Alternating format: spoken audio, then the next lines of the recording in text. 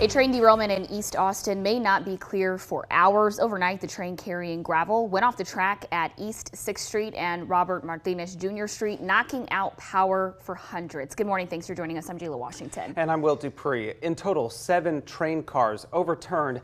That is where we find Mercedes Hernandez this morning, who's been out there following all this for us. Mercedes, how is the cleanup going now? Yeah, so if you look at the cars right behind me, it looks like not a lot has changed, just like a train is parked on the track. But just a few feet over, these crews are working they've made a lot of progress just in the last half hour or so.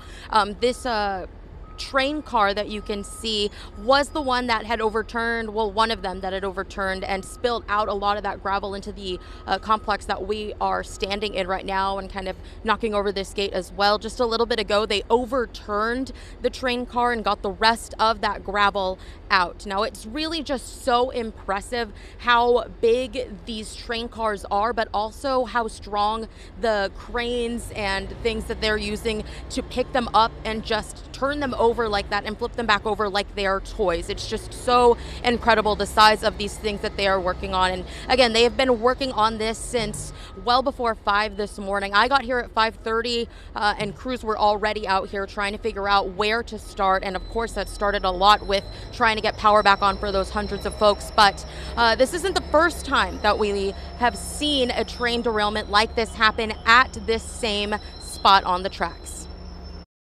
East Austin resident Nick Moreau says hearing trains in the middle of the night is not unusual, but Tuesdays... Sometimes it'll shake my bed, and this morning in particular, I could feel it shaking and there was a loud boom. He peeked outside and saw an overturned train car had crashed through his complex's fence, mangling it and spilling gravel into the parking lot. From my patio, the first thing I saw was the actual conductors. They looked like they were distraught. Something was happening. They didn't know what was happening. As the sun came up, people like Connor Watson started to take in the damage. I think I slept right through it. I woke up and I noticed the power's out. I thought that was a little weird. He wandered over to check out the wreck for himself, seeing it was a little too close for comfort. Well, it looks like we're going to get a new fence. Yeah, it's kind of crazy. Apparently, since this happened before already, too. Back in 2018, this same stretch of railroad had a similar derailment, closing several roads as crews cleaned up. But this time, the train hit this power pole, killing the lights for places like the UT Elementary Charter School, posting this note on its gates that it had to stay closed due to a lack of power. This is pretty crazy to see how devastating it was. As cleanup continues, these neighbors are staying positive and say they hope something like this won't happen again.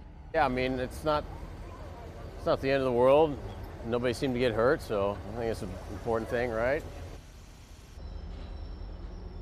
And I spoke with Cap Metro earlier, an official with Cap Metro on the phone earlier this morning. They say that this freight train is not theirs, but this derailment will impact its operations for the day. The line that's most affected is the red line, but right now Cap Metro personnel are standing by on those platforms trying to help people figure out how the best route to take to get to wherever they need to go. And they are using buses to kind of supplement that transit system at this time. Now, we're also waiting to hear back from the UT Elementary Charter School to see just when they will be returning to school. I think more so they're waiting to see when they can open their doors back up as well. Guys.